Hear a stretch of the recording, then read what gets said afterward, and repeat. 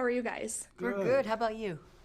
Good. Thank you for speaking to me today, Mark and Benjamin. I'm going to start with Mark. Uh, excuse me, Albie, I almost called him Alfie, is acutely aware of just humanity and our mortality. And I was wondering what about his character, since he doesn't seem to be a very joyful character to inhabit, made you want to play this role? Anything that's challenging, I love doing things that I've never done before. Of course, the fact that Mike was involved, having had such a great experience on The Fall of the House of Usher, I really wanted to work with him again. And almost before I even read it, I thought, well, if Mike thinks I can do this, I trust him enough that I can. But you're right, Albie's had a life that has been tragic, the loss of the daughter and the son-in-law, and a potential granddaughter. So his life sort of has these tragic elements in it. So he takes joy in his wife and his grandson.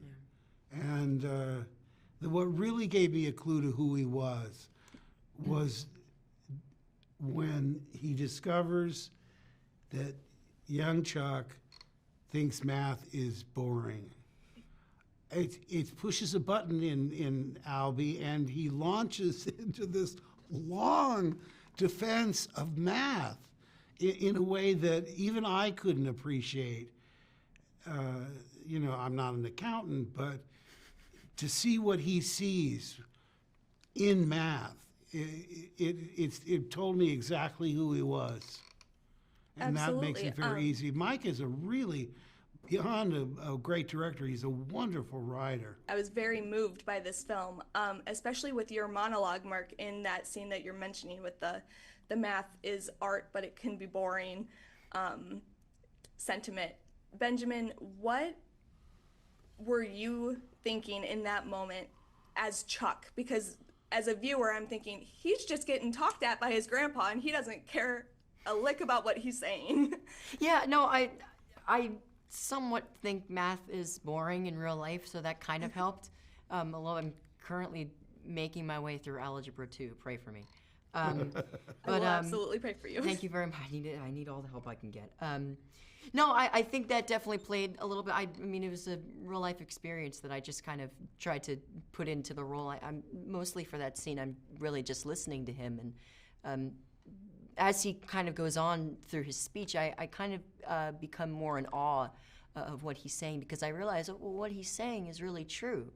And again, that wasn't really a problem either, because it's really cool when you're getting lectured by Mark Hamill. So, so that kind of came a little bit easier than normal too. But I think the fact just being there with Mark and Mike, and that whole day of just being there with the both of them, it really kind of it was just really. And his character's almost startled by all this information that, wow, if my grandpa thinks it's that compelling, maybe there's something I missed.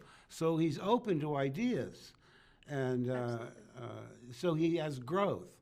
That's another important thing, is that you see the growth of this character through 4 incarnations. And yeah, and that's like the first time you've talked to Chuck, the character, and like actually talked to him in a very long time in the story. Absolutely. Well, thank you so much for your guys' time. I really appreciate your insight.